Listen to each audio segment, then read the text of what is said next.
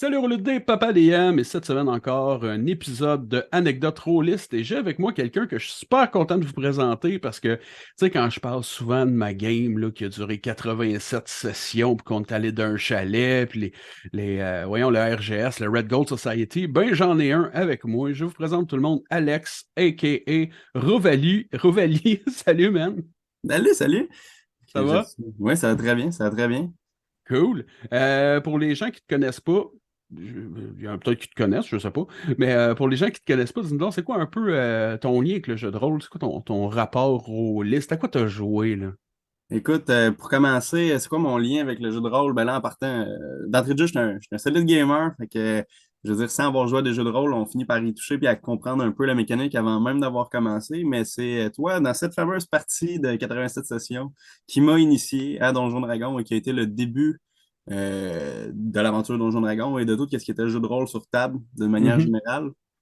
En frais de ce que j'ai joué. Écoute, des games de Donjons Dragons différentes en tant que joueur, trois ou quatre, en tant que DM, une.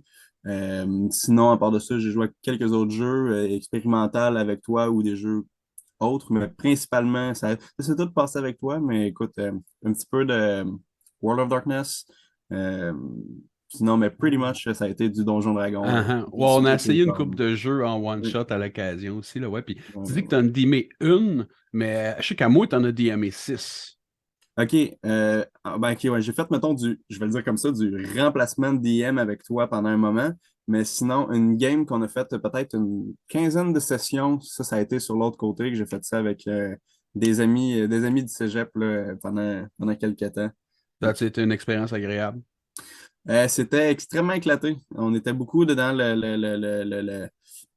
je veux dire, Donjon Dragon, c'est du fantastique. C'est du fantastique qui tirait sur le paranormal, là. Fait que c'était quand même OK. spécial. Ouais, c'était une drôle d'activité. Ce que j'ai aimé de ça, c'est que les joueurs étaient très réceptifs et c'était tous des nouveaux joueurs. Donc, c'était un peu la folie quand tu commences. Tu sais comme pas Mhm. trop qu'est-ce que tu peux faire, qu'est-ce que tu peux pas faire. Et moi, je suis un gars qui aime ça, dire oui à tout, ou presque. On prend ça comme qu'on veut. Mais enfin, Uh-huh. bref, j'acceptais pas mal de choses. Puis ça a rendu ça particulièrement intéressant, particulièrement drôle. Mais au final, après 15 sessions, euh, il y avait des choses qui étaient quand même décousues et ça a été un peu complexe Mhm. d'amener une suite à ça. Et après ça, ben, nature étant ce que c'est, il y a des joueurs qui se sont désintéressés, il y en a d'autres qui voulaient mais qui ne pouvaient plus. Fait que ça a amené un petit peu de temps à l'expérience, mais ça a été agréable, là, somme toute. OK. Puis quand tu dis que tu étais un peu dans le flirt avec le paranormal, t'emmènes ça comment?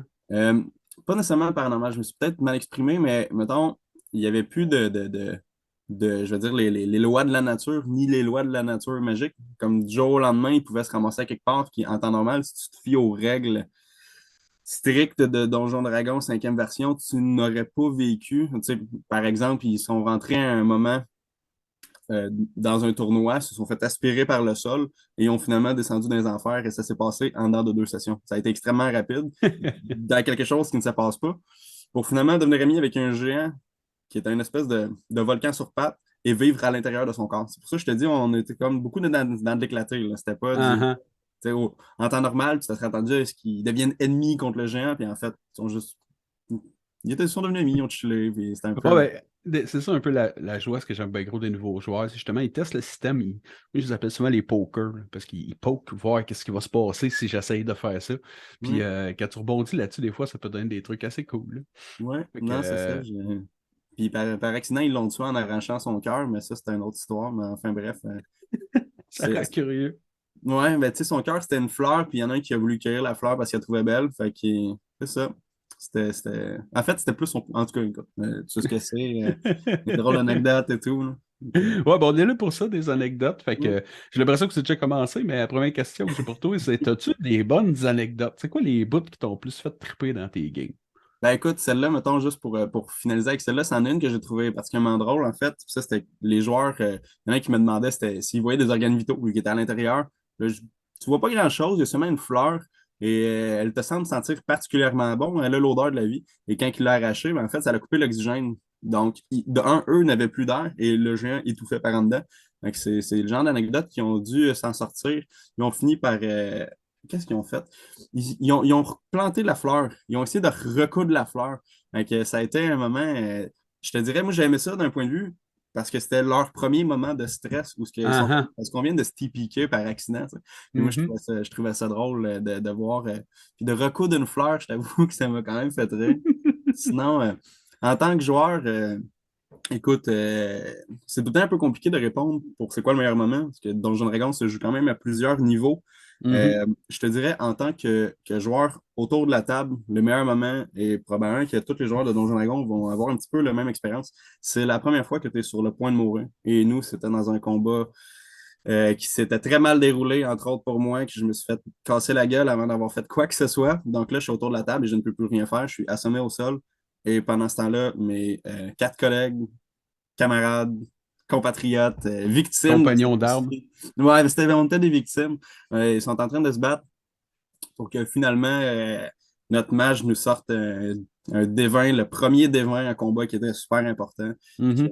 littéralement fait fondre une personne et qu'on a réussi, qu'ils ont, parce que c'est ça, qu'ils ont réussi à remonter la pente. Je te dirais Mhm. qu'en tant que joueur, ça a été pas mal, ça s'explique mal parce que c'est pas une anecdote plus que les feelings qu'on a vécu autour de la table. Mhm. Mais sinon, en termes des meilleurs moments en tant que joueur, encore une fois, je vais y aller avec, sans parler de Revalie en tant que tel, mais je vais parler d'une expérience qui s'est passée dans cette session-là, dans cette Cette game-là game-là, des sessions, ouais, campagne.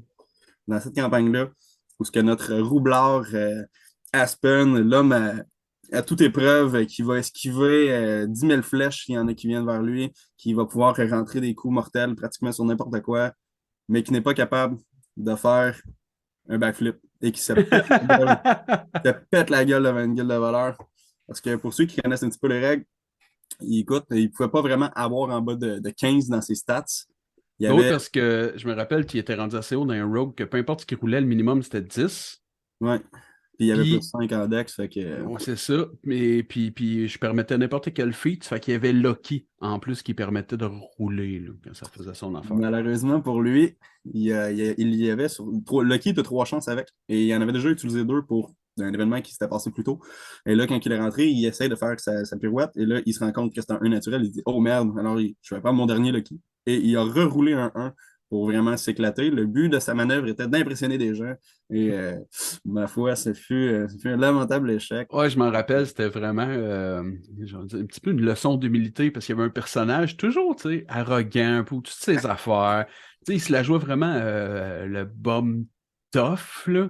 Puis là, il était vraiment sûr de sa shot, puis il s'était pété à la gueule d'un table. Ouais, ouais, puis en plus, tu sais, il rentrait en tant que voleur, un gars de l'ombre du crime, il rentre Mhm. dans une place avec plein de voleurs, puis il fait comme me péter les bretelles devant eux, puis finalement, non, il a laissé ses palettes dans le plancher. Là.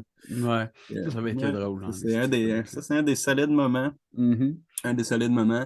Tu te Mais rappelles, sinon, je sais oui. pas si tu aurais quelque chose à dire par rapport à du bout de campagne qu'on a fait avec Stéphane le Dragon Bleu. Moi, c'est personnellement, de toutes nos 87 sessions, il y a eu 4 games avec Stéphane, puis ça a été mes 4 games les plus mémorables. Tu sais, si je le mets en séquence comme ça, tu sais, dans la première section de jeu, ça a été la fois où on a failli crever, que ça a été vraiment incroyable. Dans la dernière section, c'est celle avec Aspen. Dans la section avec Stéphane, euh, je te dirais que je suis un peu mitigé entre est-ce que c'est Stéphane qui m'a marqué ou le Deck of Many Things, parce que ça s'est tout passé dans le même bout. Ah, si, c'est vrai. Et je t'avouerais que Stéphane, ce qui est intéressant, c'est d'avoir à essayer d'arnaquer, parce qu'on est quand même on était des hommes Oh. d'honneur, mais aussi c'est ça. Fait qu'en essayant d'arnaquer un dragon qui est capable de lire au travers de tes mensonges, moi, le côté que j'ai trouvé intéressant, et pour que les gens comprennent un petit peu, je suis quelqu'un qui parle beaucoup dans la vie, Alexandre, mais Rovali, c'est un attardé. Qui n'était pas capable d'enfiler 3 mots sans faire un caca en milieu de sa phrase. Qui Donc, avait pas de charisme, mais qui était pas capable d'arrêter de parler. ni charisme ni intelligence, c'était le plus beau combo pour avoir une discussion avec un roi dragon, par exemple. Donc, du point de vue de Revali, en fait, il ne s'est rien passé, mais moi, comme joueur, en regardant les autres qui essayaient de jouer le dragon dans la semaine, qui essayaient de le démentir, puis le dragon il dit hey, mon petit homme, tu ne me feras pas des affaires de même. C'était intéressant de voir qu'on avait devant nous, je vais le dire comme ça, mais il y a une menace infranchissable Mhm. et que cette partie-là de campagne a été quand même assez intense, en fait. Il y avait beaucoup, beaucoup de soldats qui étaient des orques, en fait, qui auraient été un trop gros challenge pour nous à surmonter. On a côtoyé aussi C'était une tortue géante dans l'eau Oui, il y avait une tortue qui. En qui avait fait, ça, mangé. c'était inspiré ou carrément copié, je ne sais plus, de Tomb of Annihilation, qu'une tortue que quand tu passes, tu es obligé de faire un don parce que sinon, elle bouffe tout le monde. Et je l'avais mis là, juste parce que je venais de le lire et je trouvais ça cool. Ouais, et moi, ce que j'avais bien aimé, c'est que la pauvre tortue, en fait, ce qu'il voulait, c'est récupérer sa femme. Il voulait ramasser des systèmes magiques pour sauver sa femme de la mort. Mais au début, quand on l'a rencontré, c'était aucunement ça. C'était comme donne-nous des affaires. Puis c'est comme chien sale, tu pars, mais tortue sale, en fait. Tu pars avec mes items. Mais c'est ça. Donc, Revali, ayant quand même quelques items dans ses poches, c'était un peu crève-cœur, mais écoute. Mhm, Mais vraiment, ce qui a été le point culminant de ce morceau de campagne-là, de un, c'est un personnage étranger dans notre groupe d'individus. On était tout le temps les mêmes 5 joueurs. Et mhm. finalement, on ne savait pas pourquoi, mais notre humaine criminelle, c'était peut-être pas notre humaine criminelle, c'était flou. Elle était peut-être là, peut-être pas là. Personne ne comprenait, sauf naturellement l'humaine criminelle. Donc, on apprenne par la suite que c'était pas une humaine criminelle, mais qu'en fait, c'était quelqu'un d'autre. Parce que notre humaine avec qui qu'on était, s'était fait pétrifier à notre insu. Enfin, Dans une game solo, parce que j'avais l'habitude ok. de faire ça pour tout le monde. Là. Quand il manquait des joueurs une semaine, ou ben, là, quand on finissait un arc, quelque chose, ben, la semaine suivante, au lieu d'avoir une game à 5 joueurs, je faisais comme 5 games individuelles, ou des fois, il y en a qui se mettaient à deux. Puis dans une de ces games-là, il y avait le personnage de non, il y avait Ellie, le personnage qui avait été chercher des trésors, puis il était tombé sur une gorgone, puis il avait fini pétrifié. Fait que là, j'avais dit, en fait, parle-en pas, on va monter de quoi quand il y a un personnage du clan ennemi qui va prendre ta place. Puis, en tout cas, ça a été quand même un bout assez intéressant parce que tu sais, je me rappelle que Ellie disait à Hope, genre, je peux pas croire que t'as pas remarqué que c'était pas moi. On était des meilleurs amis. Puis là, il était comme, non, mais je t'en veux pas pour vrai, là, mais mon personnage, t'es en tabarnak. C'est vrai. Puis, ici, ce qu'il faut savoir, c'est que le personnage qui jouait Ellie, le personnage, oui, le personnage qui jouait l'humain Ellie, non, l'humain qui jouait Ellie, le personnage, pour le sens que ça fait, en fait, c'est peut-être la personne la plus cachetière que je connais. Pas que c'est un gars qui fait des cachettes, mais il dirait pas des choses pour rien. Et Mhm. donc, là, on tombe dans une espèce de comme, non seulement des fois, on n'est pas sûr s'il nous dit tout, mais là, on sait qu'en plus, il nous dit pas des choses. Donc, ça amenait quand même une belle ambiance de comme, qu'est-ce qui se passe, misère? Donc, non, ça, c'était intéressant. Et Uh-huh. suite à ça, pour le roi Stéphane, il me semble que c'est pour le roi Stéphane, il fallait qu'on aille trouver quelque chose de quelque part. On a fini par rentrer dans une place avec un petit paquet de cartes. Alexandre, l'humain, savait très bien ce que c'était parce que je suis quelqu'un qui aime éplucher les règles.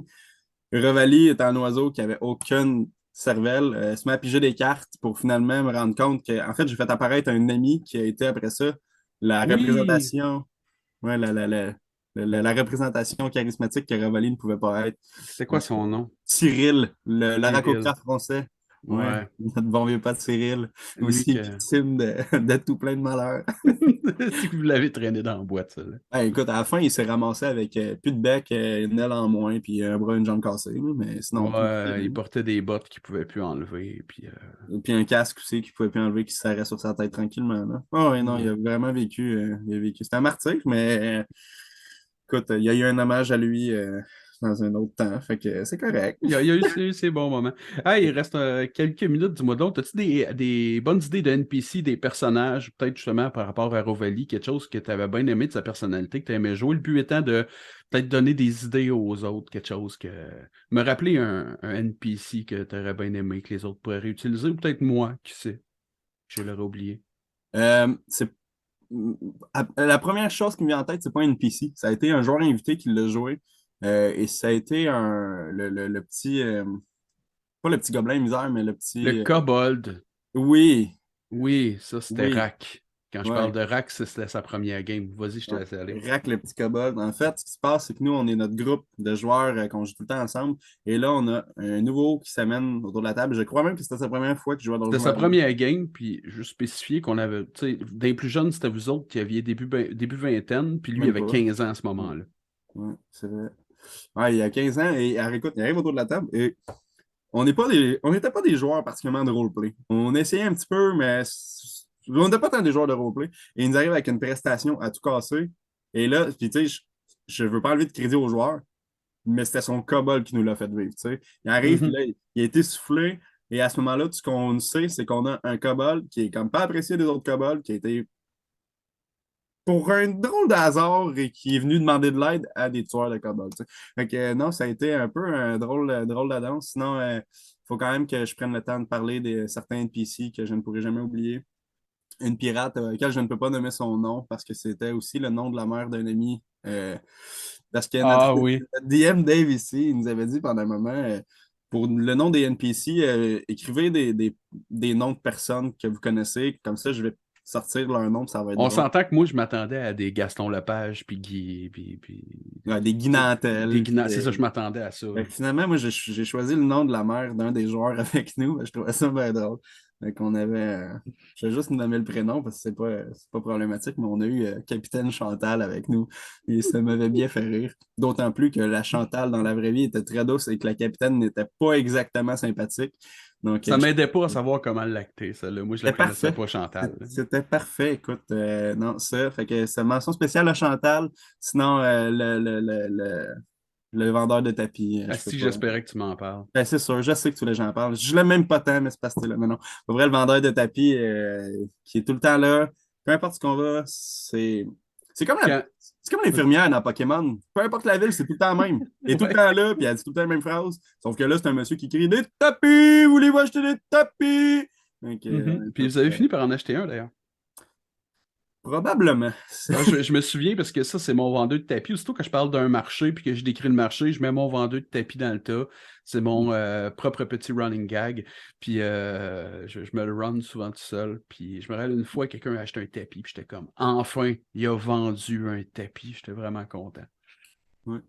Sinon, j'ai bien aimé, tu sais, je te dirais, le dernier NPC à qui j'ai envie de faire hommage, ça a été notre premier ennemi dangereux, qui était une personnification du personnage de Ramsay Bolton dans Game of Thrones.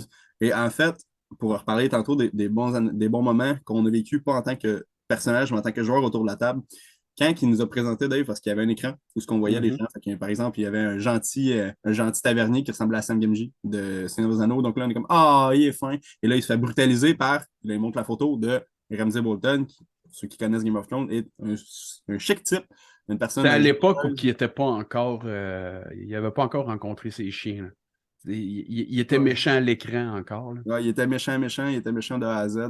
Donc, non, c'est ça. Quand on l'a vu, tout le monde autour de la table avait écouté Game of Thrones et avait le même sentiment de genre, mon mot d'église, tu sais.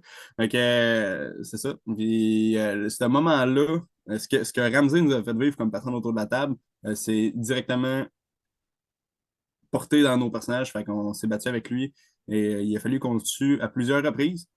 Euh, bref, mais ouais, il voulait pas mourir. Non, ben, ce qui est intéressant de ça, c'est l'erreur que j'ai faite, ou plutôt la maladresse.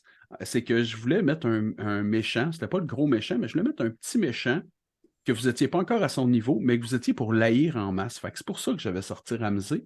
Ce que j'avais pas considéré, c'est que ça marcherait tellement bien que vous l'attaqueriez sur le champ.